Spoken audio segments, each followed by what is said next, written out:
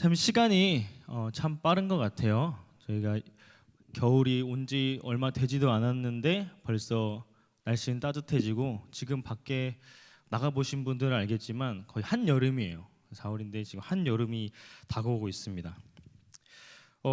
이 말씀을 준비하면서 제가 이 교회에 처음에 왔을 때를 한번 생각해 봤습니다. 처음에 왔을 때 어떤 분위기였고, 제가 이 교회에 있는지도 벌써 3년이 되었구나.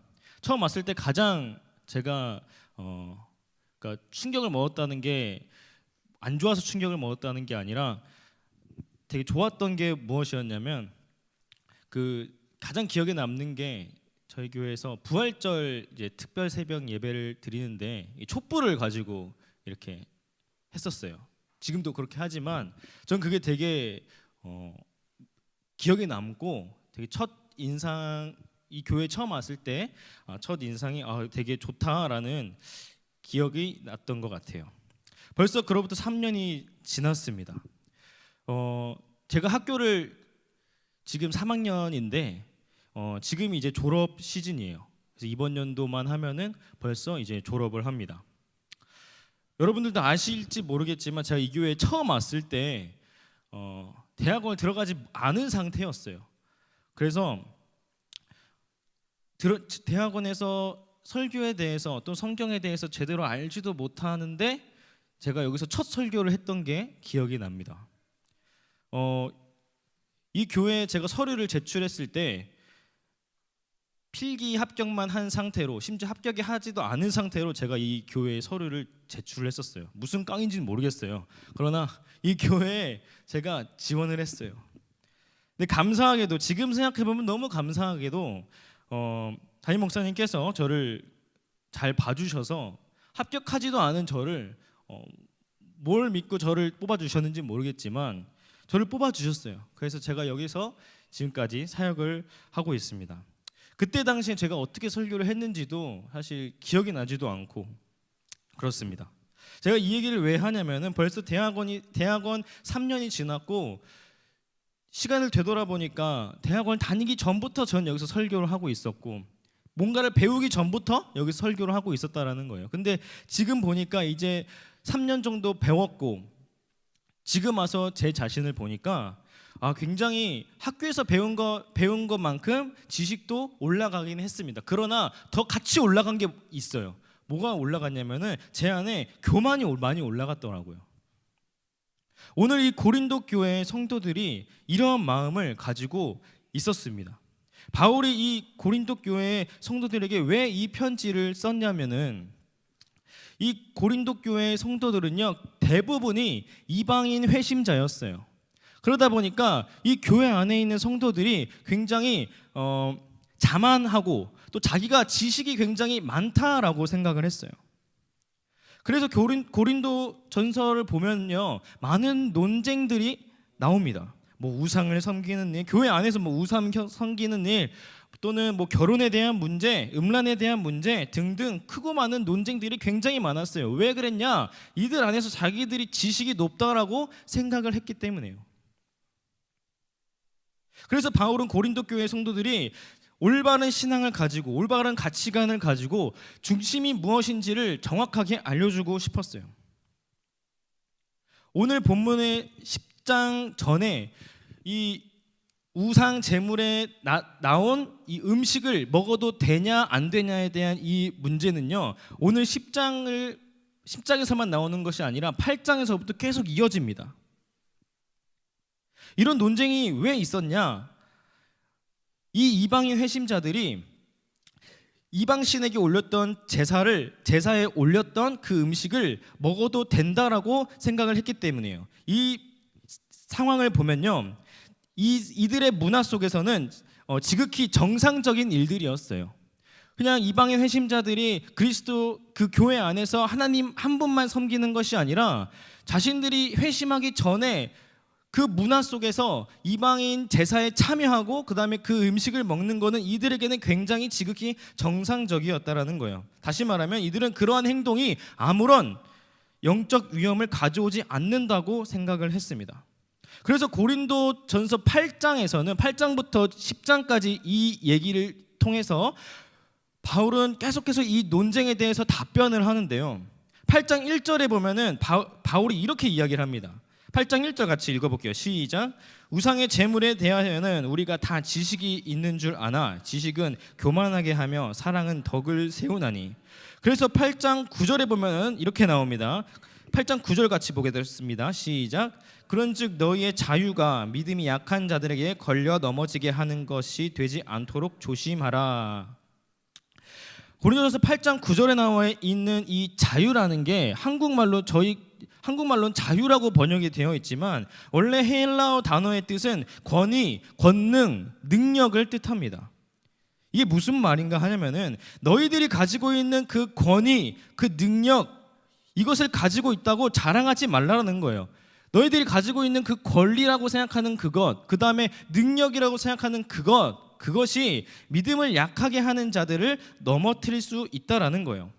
이들의 가장 큰 문제점이 무엇이었습니까? 이들은 계속해서 예전부터 자기들이 회심할 때부터 이 교회를 다니면서 자기들의 권리와 자유를 계속해서 주장해왔던 사람들이에요. 내 생각에는 이렇게 해도 돼. 내 생각에 이 정도는 되겠지. 세상과 타협하면서 이 정도는 나의 유익과 즐거움을 계속 취하고 있었다라는 거예요. 이들의 가장 큰 문제점은 바울이 뒤에도 계속 고백을 하지만 이 즐거움의 대상, 이 삶의 목표가 나 자신에게 있었다라는 거예요. 다시 말해 이들이 생각하는 자유와 이들이 생각하는 권리는 나 자신에게 있었다라는 거예요. 물론 바울도 자유와 이 권리에 대해서 존재 자체를 부정하지만은 않습니다. 바울은 오늘 본문 바로 앞절 25절, 30절을 통해서 시장 음식이라는 분명한 예를 우리에게 보여주면서 우리에게 분명한 자유, 즉 권리와 권능, 이 능력이 존재한다고 바울도 인정을 해요. 그러나 10장 오늘 본문인 10장 23절 말씀 보면은 바울이 이렇게 이야기를 합니다. 모든 것이 가하나 이렇게 이해해요. 모든 것이 가하나. 여기서 이 말을 제대로 번역하자면은 모든 것을 할 수 있으나, 다시 말하면 너희가 모든 자유를 가졌고 모든 능력도 가졌고 모든 권위를 가진 거는 맞는데 그러나 그것이 교회의 덕이 될 수는 없다라고 이야기를 하는 겁니다. 오늘 본문은 너희가 무엇을 하든지 하나님의 영광을 위해서 하라는 이 본문은요 8장 1절부터 시작된 이 논란을 잠재웁니다. 잠재운다는 게 결론을 맺어요. 오늘 이 본문 31절의 말씀이 그 전까지는 계속 논쟁을 통해서 바울이 계속 답변하는 그런 형식이었지만 오늘 10장 31절 말씀을 토대로 모든 논쟁을 종결짓습니다. 먹고 마시든지 아니 그것을 더해서 너희가 무엇을 하든지 하나님의 영광을 위해서 해야 된다라는 거예요. 바울의 의미하는 진정한 자유와 권능과 권위는 이방인들이 계속 주장해왔던 너희들의 그 권리와 자유는 너희에게 있는 게 아니라 하나님의 영광을 위해서 사용할 때 진정한 자유와 권리가 있다라는 것입니다. 그래서 오늘 바울은요 진정한 자유와 이 권리를 누리기 위해서는 하나님의 영광을 위해서 해야 된다라는 것을 바울은 첫 번째로 이야기하고요. 오늘 본문 뒷절을 보면요 바울은 하나님의 첫 번째는 하나님의 영광, 두 번째는 나를 위한 것이 아니라 남을 위한 것이 되어야 된다라고 이야기해요. 근데 제가 오늘 여기서 여러분들과 같이 나누고 싶은 것은 첫 번째 의미입니다. 하나님의 영광을 위한 것. 그러면은 여기서 우리가 살펴볼 것은 도대체 하나님의 영광을 위한다라는 것이 어떤 의미이고 우리 삶에 어떻게 다가옵니까? 보통 우리가 하나님의 영광을 위해서 살아가야 한다고 하면은 나의 어떠한 행동에 의해서 예를 들어 뭐 예배나 뭐 봉사를 통해서 또 나의 찬양을 통해서 하나님이 영광 받으신다고 생각을 합니다. 물론 우리의 예배의 대상, 삶의 예배의 대상, 찬양의 대상은 하나님이시고 하나님은 우리의 예배와 찬양을 기뻐하십니다. 그러나 우리가 영광스러운 하나님의 우리가 찬양을 하고 예배드리고 우리가 어떠한 삶을 살아간다고 해서 하나님의 영광이 거기서 플러스 1이 되는 것이 아닙니다. 우리는 하나님의 영광의 손톱만큼이라도 영광을 더할 수가 없어요. 이미 영광스러우신 분이기 때문에, 이미 존귀하신 분이기 때문에 우리가 하나님을 위해서 뭘 한다고 해도 하나님의 그 영광에 우리는 손톱만큼이라도 더할 수 없다라는 거예요. 욥기 35장 7절 말씀 같이 읽어보도록 하겠습니다. 시작. 그대가 의로운들 하나님께 무엇을 드리겠으며 그대가 그대의 손에서 무엇을 받으시겠느냐. 아멘. 우리가 아무리 거룩하게 한다 해도, 우리가 하나님을 위해서 뭔가를 엄청나게 열심히 한다고 해도 하나님의 영광에는 손톱만큼도 더할 수 없습니다. 우리의 어떠한 행동 때문에 하나님이 더 영광스럽게 된다라는 것이 아니라는 겁니다. 하나님의 영광을 위한다는 것은 그럼 무엇을 의미하는 겁니까? 도대체 그 하나님의 영광을 위한다라는 것이 우리가 그럼 어떻게 해야 되는 거냐라는 거예요. 결론부터 이야기하자면 하나님이 영광 받으시는 것은 우리의 선포입니다. 우리 다 같이 따라해 볼까요? 선포. 우리가 선포할 때 우리가 하나님의 영광을 선포하는 것이 하나님께 영광을 돌리는 거예요. 시편 19장 1절 말씀 함께 읽어보도록 합니다. 시작. 하늘이 하나님의 영광을 선포하고 궁창이 그의 손으로 하신 일을 나타내는도다. 아멘. 하늘이 하나님의 영광을 선포한다는 말이 바로 그런 의미예요. 우리가 악기 연주를 할 때, 기타를 칠 때, 이 기타가 소리 낸다고 기타가 막 나서는 게 아니잖아요. 연주자가 그 삶에서 그 연주를 드러내듯이, 연주자가 더 돋보이듯이 우리는 그냥 그 하나의 기타에 불과하다라는 거예요. 우리는 그 하나님의 그 영광을 그냥 선포하는 것이, 그것이 하나님의 영광이 되는 일이지, 어떠한 일을 한다고 해서 뭐 하나님의 영광을 위해서 내가 돈을 벌고 뭘 한다고 해서 그것이 하나님의 영광을 더한다라는 것이 아니라는 거예요. 더 중요한 것은 무엇이냐면요, 우리가 하나님의 영광을 선포하는 것이 하나님의 영광 받으시는 것인데, 더 중요한 것은 우리가 그렇게 살도록 지어졌다라는 거예요. 잠언 16장 4절 말씀 함께 읽어보도록 하겠습니다. 시작. 여호와께서 온갖 것을 그 쓰임에 적당하게 지으셨나니 악인도 악한 날에 적당하게 하셨느니라. 아멘. 이 세상에 존재하는 모든 것들은요, 어떠한 목적에 맞게 지어졌습니다. 우리도 마찬가지잖아요. 우리도 뭔가 필요하면은 필요에 맞게 뭔가를 만들기도 합니다. 그러나 그 만드는 것이 어떠한 목적에 맞게 우리도 그것을 만들어내요. 하물며 하나님의 만드시면은 목적이 없겠습니까? 우리 인간의 목적은, 하나님이 우리를 만드신 목적이 분명히 존재한다라는 거예요. 그것은 바로 하나님 자신의 영광을 위해서 만드셨다라는 겁니다. 그래서 우리의 인간의 모든 행위는요, 모든 행위, 먹고 마시는 것을 더해서 내 삶의 모든 행위는요, 하나님의 영광으로 귀결이 되어야 됩니다. 오늘 본문처럼, 또한 다윗이 고백하는 것처럼 무엇을 하던 간에 우리 목전에는 항상 우리가 지음받은 위대한 목적인 하나님의 영광이 자리 잡고 있어야 돼요. 그래서 다윗은 시편 16장 8편에서 이렇게 고백합니다. 같이 한번 읽어보도록 할게요. 시작. 내가 여호와를 항상 내 앞에 모시며 그가 나의 오른쪽에 계심으로 내가 흔들리지 아니하로다. 아멘. 그래서 우리의 목적은요, 우리를 만드신 하나님의 목적, 그것을 우리의 삶의 중심에 두고 그것을 바라보며 그분의 영광을 위해서 살아가야 된다는 거예요. 그러니까 우리가 예배와 또 찬양과 그것만으로만 드려지는 소극적인 자세를 취하는 것이 아니라 삶의 전반적으로 하나님의 그 영광을 선포하는 자로 살아가야 된다는 겁니다. 그래서 고린도전서 6장 20절에는요, 이렇게 바울은 이야기합니다. 고린도전서 6장 20절 같이 읽어보도록 합니다. 시작.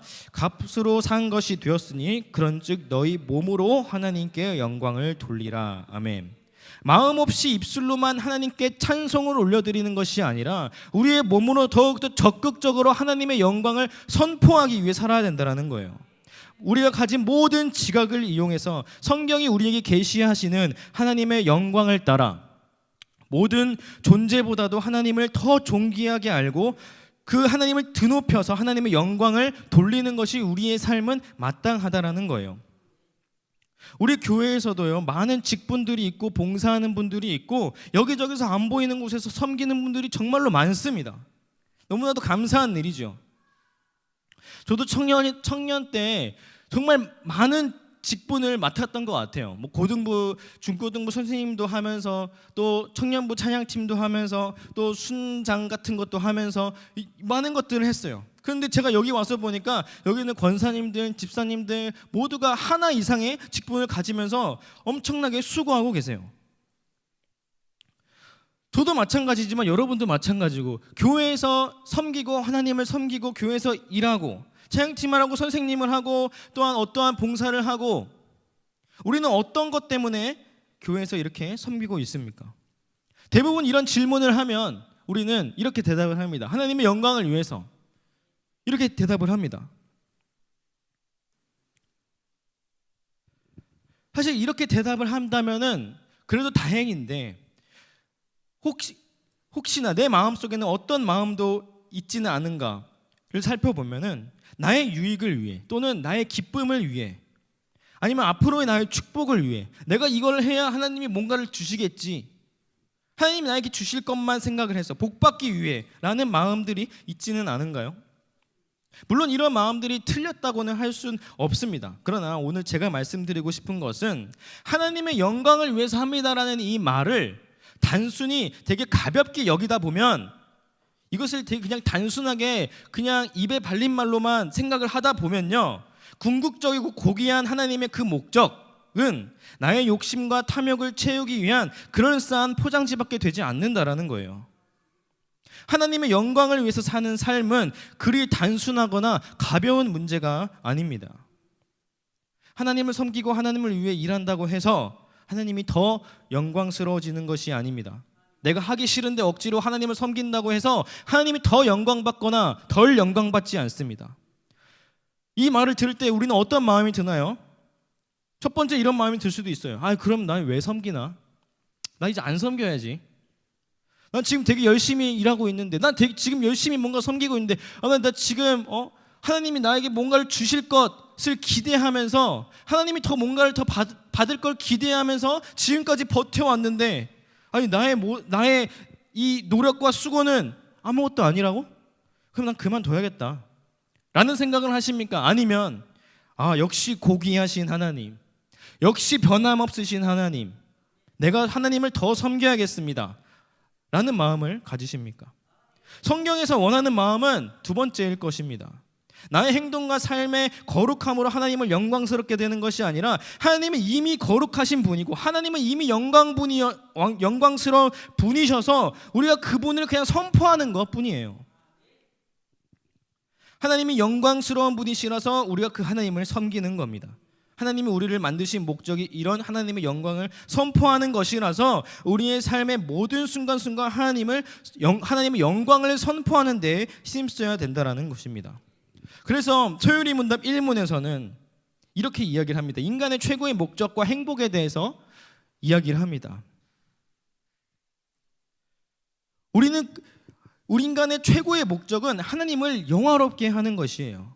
왜 영화롭게 해야 되는 것입니까? 왜?